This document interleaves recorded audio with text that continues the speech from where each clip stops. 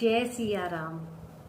ओम सर्वे भवन्तु सुखिनः, सर्वे सन्तु निरामया, सर्वे भद्राणि पश्यन्तु, मा कश्चित् दुःख भगा भवेत्। ओम शांति शांति शांति। जैसे कि आज अंतर्राष्ट्रीय योग दिवस है, तो उसी के उपलक्ष्य में आज मैं आपके सामने उपस्थित हुई हूँ। आज मैं आपके सामने इतना इंटरेस्टिंग विषय लेकर उपस्थित हुई हूँ जिसके द्वारा आप लाभ उठा सकते हैं और निरोग रह सकते हैं, स्वस्थ रह सकते हैं। तो अगर आप मेरी इस वीडियो से लाभ उठाना चाहते हैं पूर्ण रूप से, तो आप इस वीडियो को आखिर तक देखिएगा, क्योंकि मैं आपको बताऊंगी ग्रहों के बारे में और रोगों के बारे में। तो अगर आपको मेरी वीडियो अच्छी लगे तो इसको लाइक, शेयर, सब्सक्राइब और कमेंट जरूर कर दीजिएगा। चलिए हम बात कर लेते हैं ज्योतिष और योग के बारे में, जो इस साल मनाया जा रहा है। 21 जून 2021 को ये 7वां अंतर्राष्ट्रीय योग दिवस के रूप में मनाया जा रहा है। जो सबसे पहला अंतर्राष्ट्रीय योग दिवस मनाया गया था वो मनाया गया था 21 जून 2015 को, जिसकी पहल भारत के प्रधानमंत्री श्री नरेंद्र मोदी जी ने 27 सितंबर 2014 को संयुक्त राष्ट्र महासभा में अपने भाषण से की थी। योग भारत की प्राचीन परंपरा का एक अमूल्य उपहार है। योग व्यायाम एक ऐसा प्रभावशाली प्रकार है जिसके माध्यम से न केवल शरीर के अंगों को बल्कि मस्तिष्क और आत्मा और मन, इन तीनों को बैलेंस की हम बना सकते हैं, इनके बीच में यानी कि संतुलन बना सकते हैं। और यही कारण है कि योग से शारीरिक व्याधियों के अलावा मानसिक समस्याओं से भी हम निजात पा सकते हैं। जानते हैं कि योग शब्द की उत्पत्ति कैसे हुई। योग शब्द की उत्पत्ति संस्कृत भाषा के युज शब्द से हुई है, और जो कि है वाई युजे। वाई से होता है योग यानी कि मिलना, यू से होता है यूनाइट यानी कि एक साथ जुड़ मिलना, और जे से होता है ज्वाइन यानी कि जुड़ना। तो योग जो है वो विश्व का सबसे पुराना विज्ञान है, जिसकी उत्पत्ति भारत से ही हुई है। और योग शारीरिक और मानसिक स्वास्थ्य को बनाए रखने में बहुत ही महत्वपूर्ण भूमिका जो है वो निभाता है। इसके साथ ही आध्यात्मिक विकास में भी योग जो है वो खास स्थान रखता है। इसकी शुरुआत पौराणिक काल से ही हो चुकी थी, जिसके जो गुरु हैं, जो योग के सबसे पुराने जो गुरु माने जाते हैं पौराणिक काल के, वो भगवान शिव को माना गया है। और जो पूर्व वैदिक काल है 2700 BC, और उसके बाद पतंजलि युग में भी योग होने के ऐतिहासिक साक्ष्य जो है वो मौजूद हैं।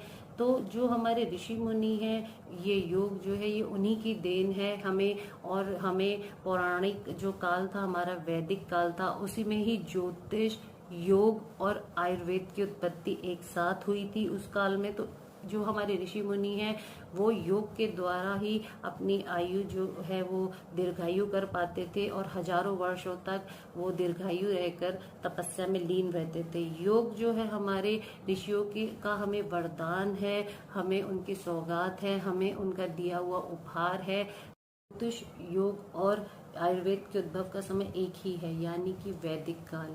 जहाँ योग और आयुर्वेद हमें शारीरिक और मानसिक रूप से स्वस्थ रहने में सहायक है, वहीं ज्योतिष हमें आने वाली समस्याओं से अवगत कराने में सक्षम होता है। आप ये जानकर हैरान रह जाएंगे कि हम योगों के द्वारा भी ग्रहों के नकारात्मक प्रभाव को नियंत्रित कर सकते हैं।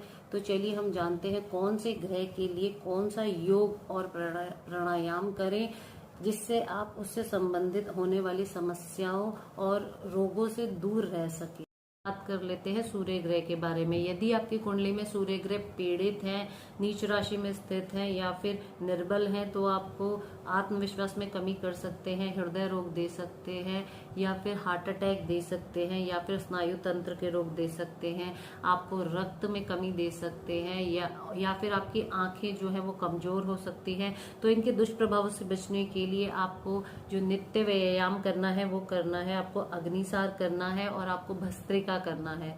और खास तौर पर आपको सूर्य देव की कृपा प्राप्त करने के लिए आपको करना है सूर्य नमस्कार, जिसकी 12 मुद्राएं होती है। तो आप अगर ये जो व्यायाम मैंने आपको बताए हैं ये आप नित्य रूप से करते हैं तो आपको सूर्य देव की कृपा जो है वो प्राप्त होनी शुरू हो जाती है। अब हम बात करते हैं चंद्रमा के बारे में। यदि आपका चंद्रमा कुंडली में पीड़ित है तो आप तनाव में जल्दी आ जाएंगे, आप बेचैन रहेंगे हमेशा, या फिर आप इमोशनल जल्दी हो जाएंगे। चंद्रमा जो है वो मन का कारक माना गया है ज्योतिष में, तो आपका जो मूड है वो जल्दी जल्दी चेंज हो जाएगा। किसी भी बात पर आप एक चीज पर नहीं टिक पाएंगे, क्योंकि जो चंद्रमा है वो सबसे तेज गति से चलने वाले ग्रह माने गए हैं। तो इसीलिए आपका मूड जो है वो जल्दी जल्दी चेंज होता रहेगा। और जो चंद्रमा है वो पूर्णिमा को अमावस कर देते हैं और अमावस को पूर्णिमा, तो इसीलिए आप भी उन्हीं की तरह ही इमोशनल और जल्दी जल्दी मूड चेंज करने वाले हो जाएंगे। तो इन सब चीजों से बचने के लिए आपको कौन सा व्यायाम करना है, चलिए वो जान लेते हैं। आपको करना है अनुलोम विलोम, आपको करना है भस्त्रिका, और आपको एक चीज और करनी है। अगर आपकी चंद्रमा कुंडली में पीड़ित है तो आप अधिक से अधिक पानी पिए। बात करते हैं बुध ग्रह के बारे में। यदि आपकी कुंडली में बुध ग्रह पीड़ित है तो वो आपको आपकी बुद्धि को प्रभावित कर सकते हैं, आपको नसों से संबंधित समस्याएं दे सकते हैं, आपको त्वचा से संबंधित रोग दे सकते हैं, यानी कि स्किन डिसीज दे सकते हैं। तो उनको ठीक करने के लिए आपको नित्य रूप से जो व्यायाम करने हैं वो करने हैं। आपको हलासन करना है, आपको भस्त्रिका करना है, आपको शीर्षासन करना है, और आपको बालासन करना है, और आपको उत्तान आसन करना है।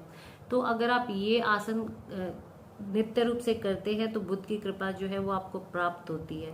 चलिए अब बात कर लेते हैं गुरु ग्रह के बारे में। यदि आपकी कुंडली में गुरु ग्रह पीड़ित है या फिर खराब फल दे रहे हैं तो आपको डायबिटीज हो सकती है, मोटापा हो सकता है, लीवर से रिलेटेड प्रॉब्लम हो सकती हैं, और आपको पेट से संबंधित परेशानियां आ सकती हैं।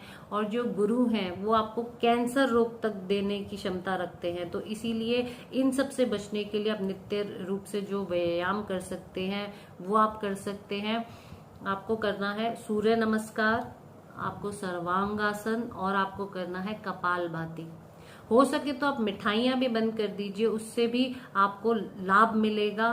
बात कर लेते हैं शुक्र ग्रह के बारे में। यदि शुक्र ग्रह आपकी कुंडली में पीड़ित हैं तो वो आपको जेनेटिक प्रॉब्लम दे सकते हैं, आपको सेक्स से रिलेटेड प्रॉब्लम दे सकते हैं, और स्त्रियों को जो साइकिल हर महीने होता है उसको गड़बड़ा सकते हैं, उसको डिसबैलेंस कर सकते हैं। तो इन सब रोगों से बचने के लिए आप नित्य रूप से जो व्यायाम करेंगे शुक्र ग्रह को प्रसन्न करने के लिए, वो आप करेंगे धनुरासन, मूलबंध आसन और हल आसन।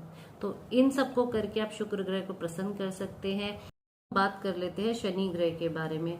शनि ग्रह यदि आपके पीड़ित हैं, या फिर आपकी 7.5 चल रही है, या ढैया चल रही है शनि की, या फिर शनिदेव रूठे हुए हैं, तो उनको आप कैसे मनाएंगे तो मैं आपको आगे बताऊंगी। सबसे पहले ये जान लीजिए कि वो कौन से आपको रोग दे सकते हैं अगर वो रूठे हुए हों तो वो आपको अर्थराइटिस दे सकते हैं, जोड़ों में दर्द दे सकते हैं, अनिद्रा दे सकते हैं, चिंता दे सकते हैं, हार्ट से रिलेटेड प्रॉब्लम दे सकते हैं, हृदय रोग, और वो आपको दे सकते हैं एसिडिटी दे सकते हैं, और वो आपको गैस्ट्रिक प्रॉब्लम दे सकते हैं। तो इन सब से निजात पाने के लिए आपको जो नित्य रूप से व्यायाम करना है वो आपको करना है अनुलोम विलोम, आपको करना है कपाल भाती, आपको करना है भ्रामरी, और करना है मंडूकासन, और करना है उष्ट्रासन।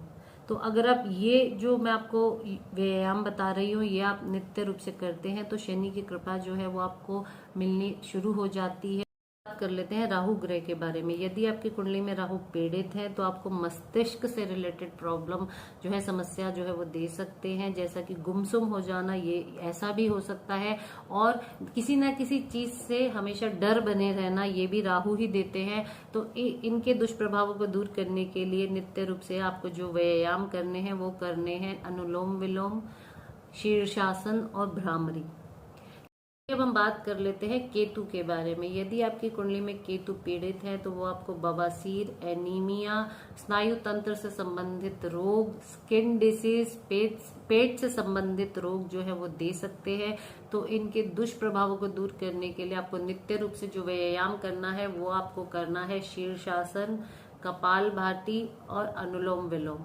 तो यदि आप ये जो मैंने आज आपको व्यायाम बताए ये आप नित्य रूप से करते हैं तो आपको सभी ग्रहों के शुभ फल जो है वो प्राप्त होने शुरू हो जाते हैं, और जो उनके दुष्प्रभाव हैं वो उनमें कमी आ जाती है, वो मिलने बंद हो जाते हैं। तो आप इनको जरूर अपने जीवन में आजमाइएगा और करके देखिएगा और इससे लाभ उठाइएगा। जैसा कि आजकल कोरोना काल चल रहा है और बच्चे बाहर नहीं निकलते हैं बिल्कुल भी, और पहले भी बच्चे बाहर नहीं निकलते थे आजकल के समय में, परंतु हमारे समय में ऐसा होता था कि हम अपनी गली में या फिर मोहल्ले में 2-3 घंटे आराम से खेलने के लिए जाते थे, जिससे कि हमारा पसीना निकलता था खेल के द्वारा, और हम जो है रोगों से दूर रह पाते थे। हमारे टॉक्सिन्स जो है, खराब टॉक्सिन्स, विषैले टॉक्सिन्स, वो निकल जाते थे पसीने के द्वारा। परंतु बच्चे आजकल सोफे पे बैठकर सिर्फ फोन ही पकड़े रहते हैं, मोबाइल। तो इसीलिए बच्चों को योग कराना बहुत जरूरी है, व्यायाम कराना बहुत जरूरी है, उनकी हेल्थ के लिए, उनकी फिटनेस के लिए, उन्हें स्वस्थ रखने के लिए, निरोग रखने के लिए। और आजकल बच्चों के चश्मा भी बहुत जल्दी जो है वो चढ़ जाता है, तो उनका चश्मा भी उतर जाएगा अगर आप सूर्य देव को प्रसन्न कर पाएंगे इन योगों के द्वारा। भस्त्रिका और जो भी मैंने आपको बताया, अग्निसार और सूर्य नमस्कार के द्वारा, तो आप ये जरूर खुद भी करिए और निरोग रहिए, स्वस्थ रहिए, और अपने बच्चों को भी कराइए। तो मैं उम्मीद करती हूँ कि आप अपने लिए 24 घंटों में से 40 मिनट या फिर 1 घंटा अपने शरीर के लिए अवश्य निकाल पाएंगे, और आप इस योग दिवस से आज से ही योग करने का प्रण जो है वो लेंगे, और आप रेगुलर रूप से, नित्य रूप से रोज योग करेंगे और अपने घर में भी सबको कराएंगे। तो अगर आपको मेरी ये वीडियो अच्छी लगे तो इसको लाइक, शेयर, सब्सक्राइब और कमेंट जरूर कर दीजिएगा। मैंने कविता लिखी है योग दिवस के उपलक्ष्य पे, तो वो मैं आपको सुनाना चाहूंगी, 4 पंक्तियां। आओ हम सब योग करें, आओ हम सब योग करें, इस शरीर को निरोग करें, इस शरीर को निरोग करें। लगे कभी ना कोई रोग, लगे कभी ना कोई रोग, नित्य जो करता मानव योग, नित्य जो करता मानव योग। कुछ समय अपने शरीर के लिए भी निकालें, कुछ समय अपने शरीर के लिए भी निकालें, कम से कम 40 मिनट तो योग रोज कर ही डालें, कम से कम 40 मिनट तो योग रोज कर ही डालें। ऋषियों की सौगात है योग, ऋषियों की सौगात है योग, इसीलिए तो बहुत खास है योग। इस देह की शान है योग, मानव जीवन के लिए वरदान है योग। रोगों से लड़ने की योग देता है शक्ति, आती है इससे शरीर में स्फूर्ति। आओ आज से प्रण यह करते हैं, इस योग दिवस से सभी मिलकर योग की नई शुरुआत करते हैं। आओ आज से प्रण यह करते हैं, इस योग दिवस से सभी मिलकर योग की शुरुआत करते हैं। योग की महिमा न्यारी है, दूर होती इससे सभी बीमारी है। तो चलिए, अब मैं अगली बार एक नए विषय के साथ जल्दी आपके सामने उपस्थित होंगी। तब तक के लिए मुझे दीजिए आज्ञा। जय सिया राम।